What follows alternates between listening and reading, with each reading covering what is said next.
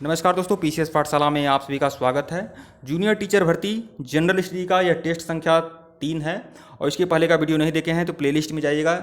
Junior teacher भर्ती general study के नाम से प्लेलिस्ट बनी हुई है। जूनियर टीचर भर्ती की जो भी टेस्ट सीरीज है एक पीडीएफ एक प्लेलिस्ट में डाल दिया गया है और यह सभी जनरल स्टडी के प्रश्न रहेंगे। कुल 50 प्रश्न आपके सामान्य अध्ययन के आने वाले हैं। उसको लेकर लगातार ताबड़तोड़ हमारे द्वारा प्रैक्टिस सेट दिए जा रहे हैं और इसको आप हल करते रहिए। और डिस्क्रिप्शन में लिंक है टेलीग्राम का, टेलीग्राम को बिल्कुल ज्वाइन करिएगा। आपका जूनियर टीचर भर्ती के लिए टेलीग्राम बनाया गया है, लिंक डिस्क्रिप्शन में बिल्कुल ज्वाइन करिएगा। साथ ही साथ बता दूं, जिनको भी जूनियर टीचर भर्ती का जनरल स्टडी का 7500 प्रश्नों की सारगर्भित रामबाण टेस्ट सीरीज का पीडीएफ चाहिए, 7500 प्रश्नों की सारगर्भित रामबाण टेस्ट सीरीज का पीडीएफ जिनको भी चाहिए वह लोग हमारे ऑफिशियल व्हाट्सएप नंबर पर संपर्क कर सकते हैं। हमारा जो ऑफिशियल व्हाट्सएप नंबर है वह डिस्क्रिप्शन में दिया गया है। 7500 प्रश्नों की सारगर्भित रामबाण टेस्ट सीरीज की पीडीएफ होगी दोस्तों, जो जूनियर टीचर भर्ती जनरल स्टडी के लिए और साथ ही साथ जीआईसी पीजीटी जनरल स्टडी के लिए दोनों के लिए बहुत ही महत्वपूर्ण रहेगी। 1050 पेज का यह पूरा का पूरा पीडीएफ होगा। 1050 पेज का पूरा पीडीएफ है और इसमें history, geography, polity, economy, computer science सब कुछ है और 7500 प्रश्नों की सारगर्भित रामबाण टेस्ट का पीडीएफ है। जिनको भी चाहिए वो हमारे ऑफिशियल व्हाट्सएप नंबर पर संपर्क कर सकते हैं। ऑफिशियल व्हाट्सएप नंबर जो है डिस्क्रिप्शन में दे दिया गया है, आप लोग संपर्क कर लीजिएगा। इसका जो मूल्य है वो बता दे रहा हूँ, 299 रुपये इसका मूल्य है दोस्तों। तो जिनको भी चाहिए वो लोग हमारे ऑफिशियल व्हाट्सएप नंबर पर संपर्क कर सकते हैं और जो लोग सीरियस हैं बस वही संपर्क करेंगे।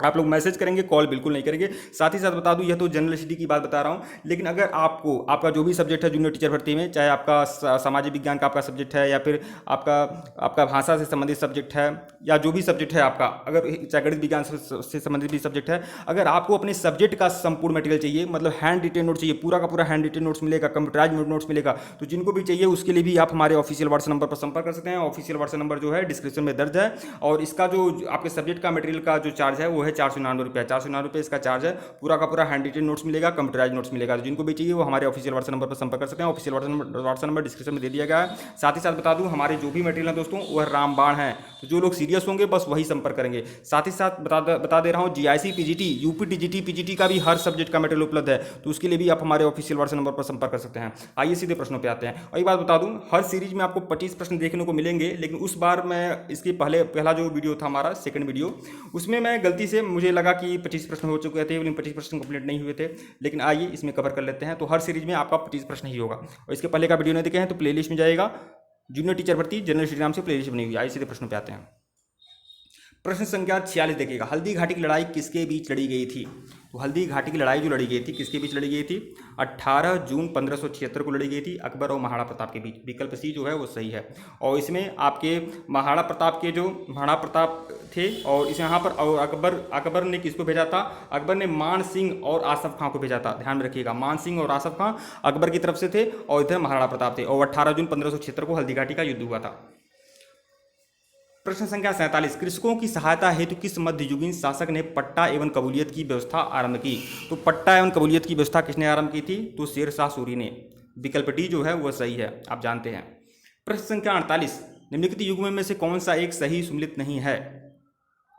तो ये आप देखिए, जहांगीर विलियम हॉकिंस सही सुमेलित है। अकबर के समय में सर टॉमस रो आया था, सर टॉमस रो जो आया था वह आपका जहांगीर के समय में आया था, तो यही आपका सुमेलित नहीं है, बाकी सब सुमेलित है। विकल्प बी जो है आपका सुमेलित नहीं है। बाकी शाहजहां के समय में ट्रेवेर्नियर आया था, औरंगजेब के समय में मनुची आया था, यह सब सुमेलित है। विकल्प बी जो है आपका सही सुमेलित नहीं है।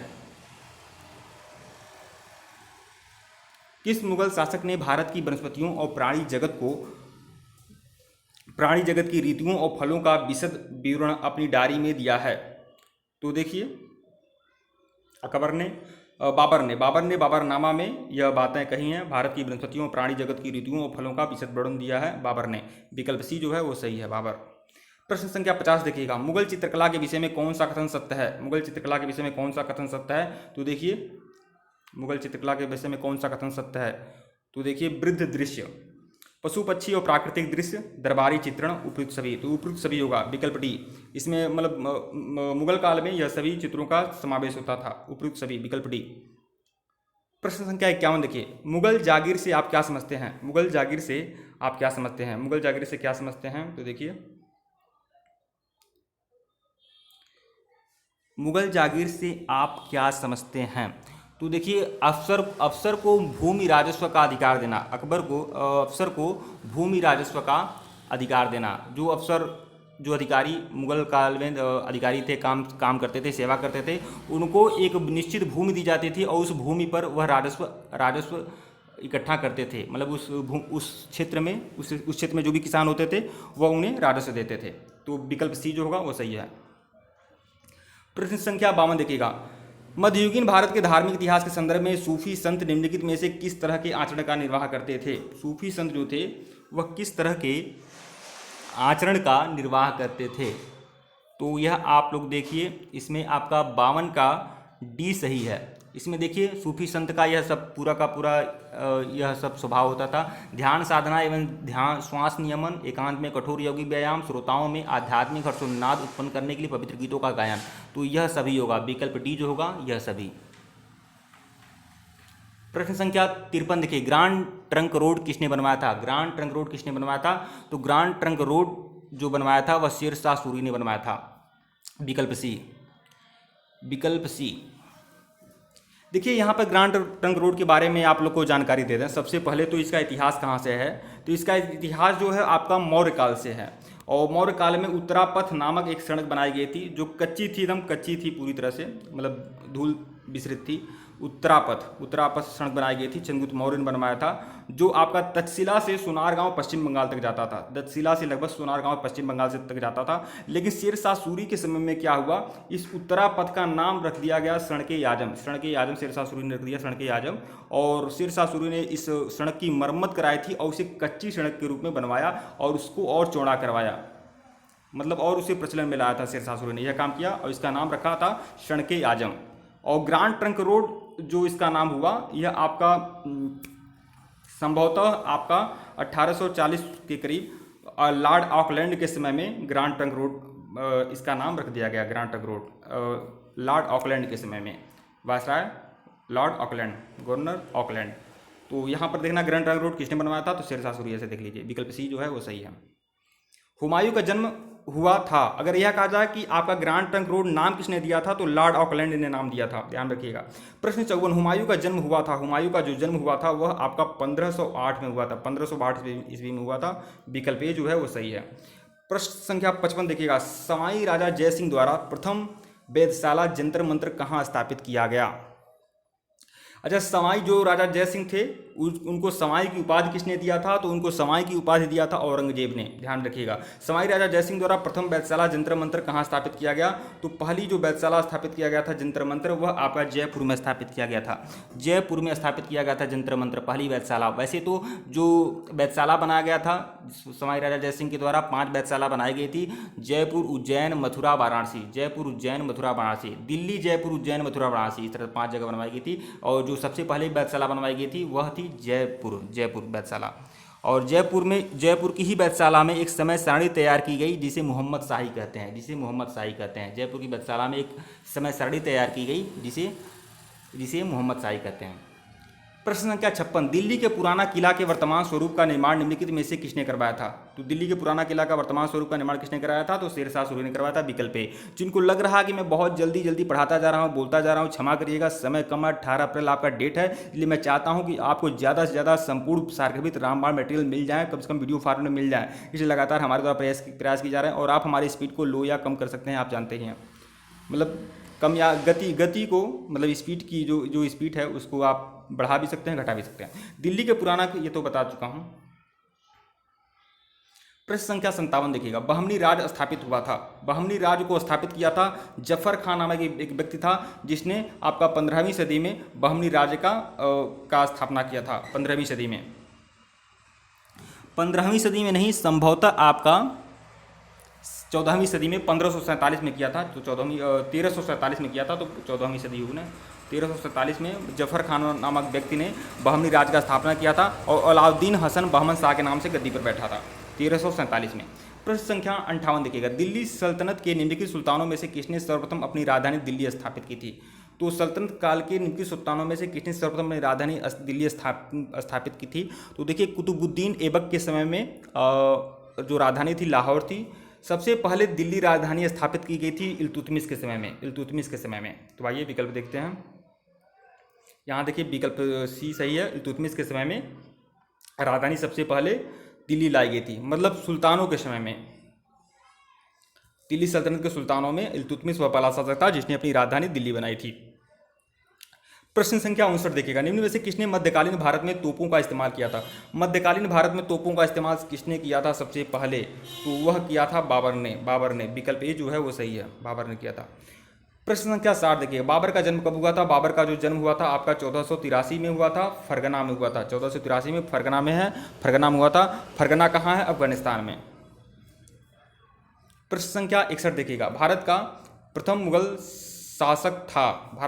शासक कौन था? तो बाबर था, यह आप जानते हैं।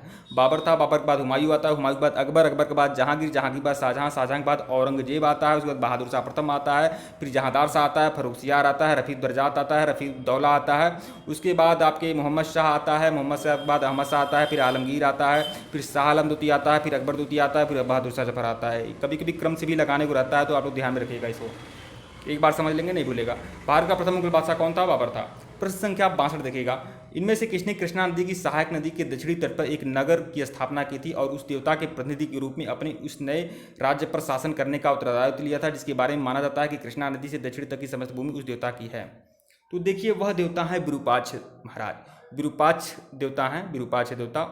यह माना जाता है कि जो कृष्णा नदी बहती है ऐसे ऐसे, कृष्णा नदी जो बहती है ऐसे बहती है, शायद ऐसे कृष्णा नदी बहती है, तो कृष्णा नदी की जो दक्षिणी का जो भी मतलब कि आखिरी छोर तक, मतलब कन्याकुमारी तक का जो क्षेत्र है वो विरूपाक्ष देवता का है। तो उनकी प्रतिनिधि के रूप में शासन करने वाला कौन था? हरिहर प्रथम। हरिहर प्रथम जिसने संगम राजवंश की स्थापना की थी। तो यहाँ पर देखिए हरिहर प्रथम, विकल्प ए जो है हरिहर प्रथम। और हरिहर प्रथम ने मोहम्मद बिन तुगलक के समय में विजयनगर साम्राज्य की स्थापना करता है दक्षिण में 1336 में। तो विकल्प सी जो है वो सही है, हरिहर प्रथम ने। प्रश्न संख्या 63 देखिएगा, सूची 1 को सूची 2 से सम्मिलित करना है। यहाँ पर युद्ध दिया हुआ है और यहाँ पर वह युद्ध किससे संबंधित है देखिएगा। देखिए हल्दी घाटी का जो युद्ध हुआ था यह आपका अकबर के समय में हुआ था। बिलग्राम का जो युद्ध हुआ था आपका, बिलग्राम का युद्ध जो हुआ था यह आपका हुमायूं संबंधित है बिलग्राम के युद्ध से। खुसरो का विद्रोह कब हुआ था? खुसरो का विद्रोह हुआ था जहांगीर के समय में। जो खुसरो जो था वह जहांगीर का पुत्र था, बाद में जहांगीर उसको हरा देता है और बाद में उसे अंधा करवा कर हत्या होता ही है, उसको अंधा करवा देता है, बाद में खुर्रम उसकी हत्या कर देता है, यह बात है। खानवा का युद्ध जो हुआ था बाबर के समय में हुआ था। इस तरह आप सम्मिलित कर सकते हैं ऐसे। प्रश्न संख्या 64 देखिएगा, दक्षिण भारत के इतिहास में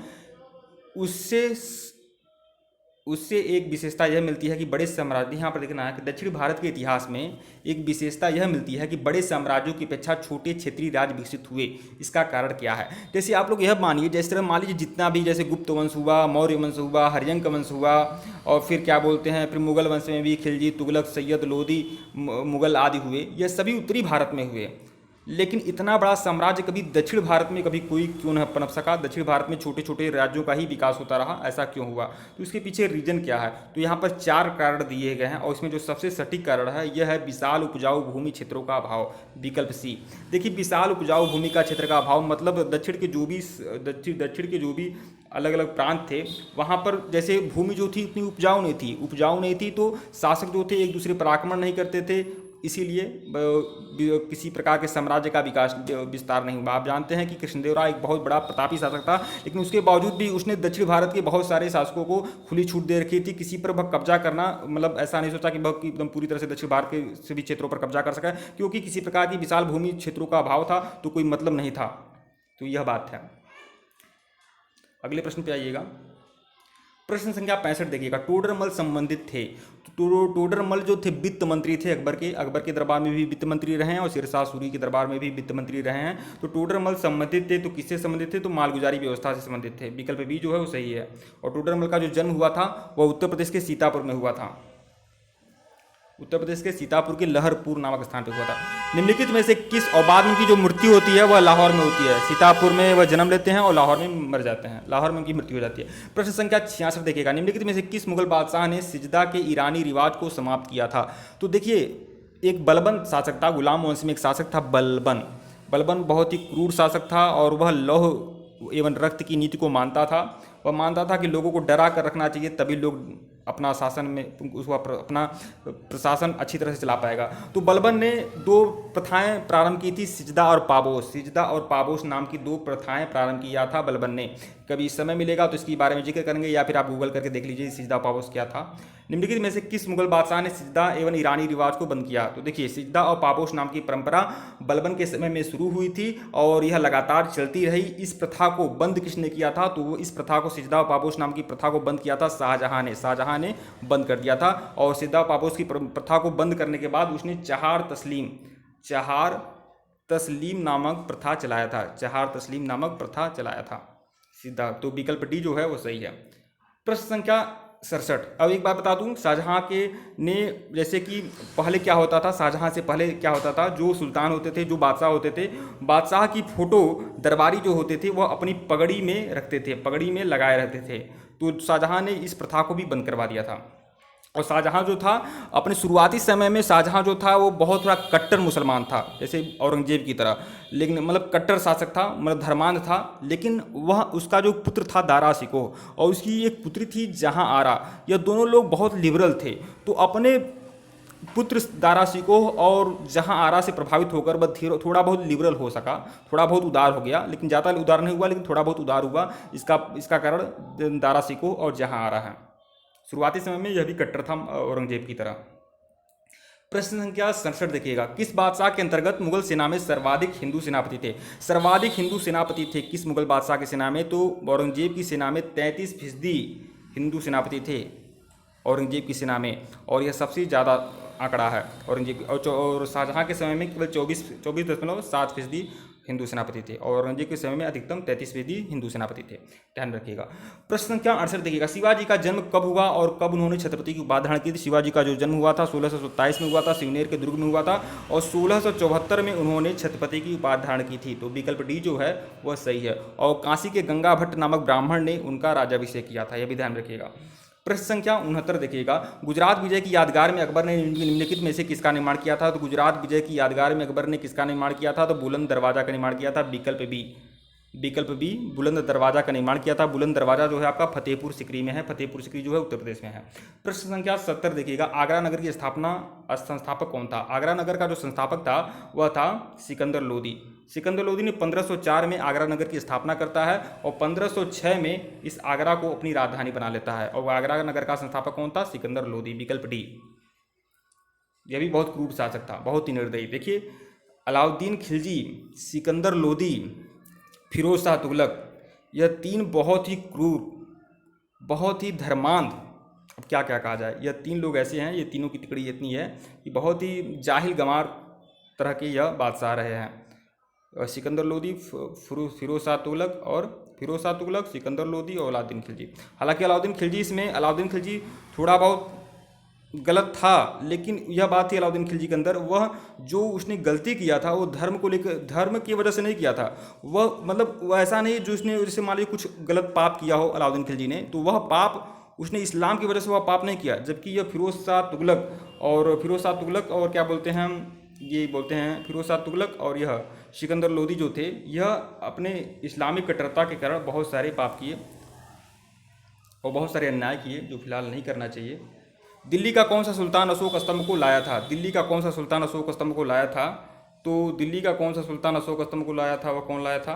तो आप जानते हैं फिरोज शाह तुगलक ने लाया था। विकल्प ए, फिरोज शाह तुगलक।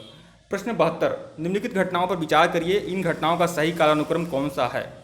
विजयनगर के कृष्णदेव राय का शासनकाल, सही तरीके से सुमिलित करना है कालानुक्रम के अनुसार, तो वैसे बता दे रहा हूँ। विजयनगर के कृष्णदेव राय का शासनकाल, तो विजयनगर के जो कृष्णदेव राय थे उनका जो शासनकाल था 1509 से 1529 के बीच में था।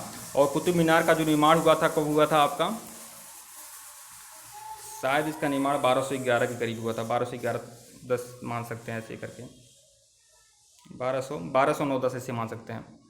और पुर्तगालियों का भारत आगमन कब हुआ था? पुर्तगाली कब आए थे? तो पुर्तगाली जो आए थे 1498 में। आप जानते हैं कि 1498 में वास्को डी गामा आया था।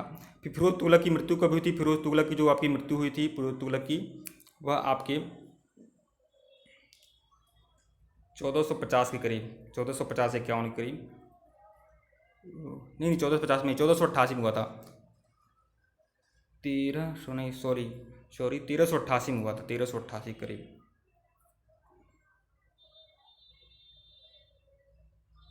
1388 में हुआ था फिरोज शाह तुगलक की मृत्यु। पानीपत का प्रथम युद्ध कब हुआ था? पानीपत का प्रथम युद्ध कब हुआ था? पानीपत का प्रथम युद्ध हुआ था तो यह आपका बाबर और इसके इब्राहिम लोदी के बीच में हुआ था, जानते ही हैं। प्रश्न संख्या 74 देखिएगा, किस युद्ध में हुमायूं हारने के बाद भागकर भारत से बाहर चला गया? तो यह जब हाया कन्नौज के युद्ध में हारा था, कन्नौज और बेलग्राम के युद्ध में, जो आपका 1540 में होता है कन्नौज बेलग्राम का युद्ध। इसमें हारने के बाद हुमायूं जो था भारत छोड़कर भाग गया, 15 वर्ष तक वह निर्वासित होकर रहा। प्रश्न संख्या 75 देखिएगा, और इस सीरीज का सबसे आखिरी प्रश्न है, गीत गोविंद का लेखक कौन है? गीत गोविंद के लिए जो लेखक हैं वो जयदेव हैं, जयदेव। विकल्प ए जो है वह जयदेव हैं गीत गोविंद के लेखक। इसमें राधा और कृष्ण का वर्णन है, राधा कृष्ण के विरह आदि का वर्णन है गीत गोविंद में, तो इसमें इसके जो लेखक हैं वो जयदेव हैं, विकल्प ए। ठीक है दोस्तों, वीडियो को लाइक और चैनल को सब्सक्राइब करिएगा। डिस्क्रिप्शन में लिंक है टेलीग्राम का, टेलीग्राम को बिल्कुल ज्वाइन करिएगा। जिनको भी जीआईसी पीजीटी जनरल हिस्ट्री और जूनियर टीचर भर्ती जनरल हिस्ट्री का रामबाण टेस्ट सीरीज का पीडीएफ चाहिए, वो हमारे ऑफिशियल व्हाट्सएप नंबर पर संपर्क कर सकते हैं। ऑफिशियल व्हाट्सएप नंबर डिस्क्रिप्शन में दिया गया है। धन्यवाद आप लोग को।